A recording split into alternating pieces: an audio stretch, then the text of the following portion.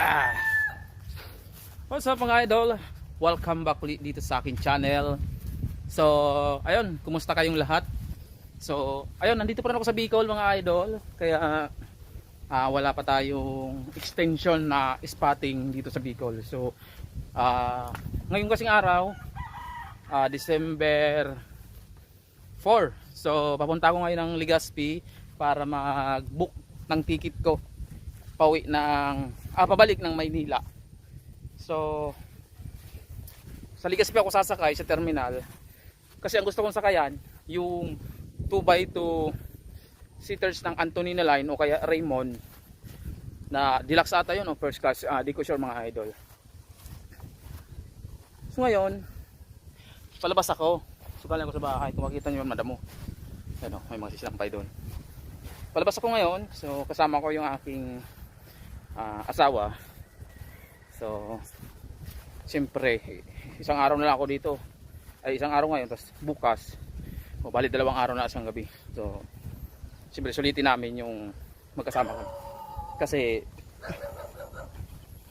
hindi ako makakasabay sa kanila, hindi siya makakasabay sa akin gawa ng kailangan pa siya ni mama at papa dun sa kanila. So ako maunang bumalik mga idol. Si ano pala, shoutout pala kay Nick Bass TV, nag-i-assist sa akin mag-spotter daw. Sabi ko naman sa kanya, pagbalik ko, mag-spotter kami, pero maganda sana kung marami. Kasama namin sina Andre Magbanwa, si Joey the Spotter, si Koy Paul Bass Vlogger. So sana makasama namin sila.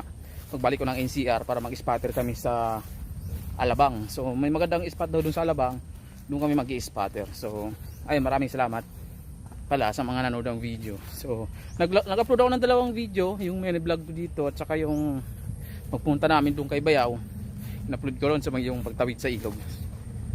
So yung panawagan ko kasi sa LGU ng Sorsogon para sa bridge, hindi ko na linagay doon. Kinat ko na siya para yung vlog ang maipapakita ko, di ba?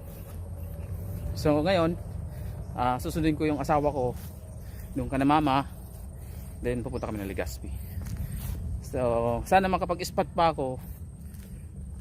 Di ko sure kung makapag-spot pa ako, pero try ko pa rin mag-vlog doon sa terminal para makita rin ninyo kung ano bang bus yung sasakayan ko o kung magkano ba yung pamasahe na